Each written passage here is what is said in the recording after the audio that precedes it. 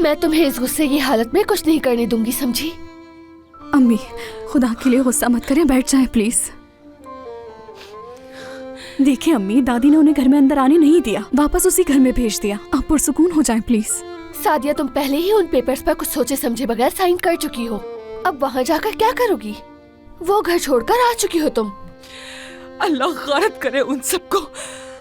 उनसे एक दिन भी इंतजार नहीं हो सका।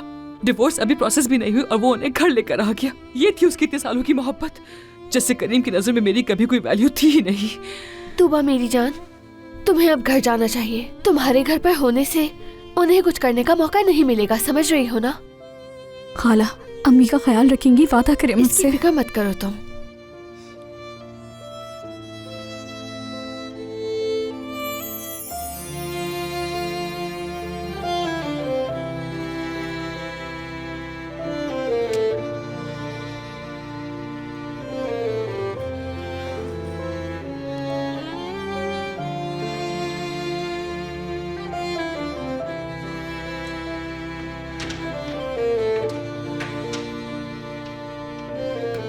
सादिया, क्यों उस बारे में सोच सोच के अब तक दिल जला रही हो?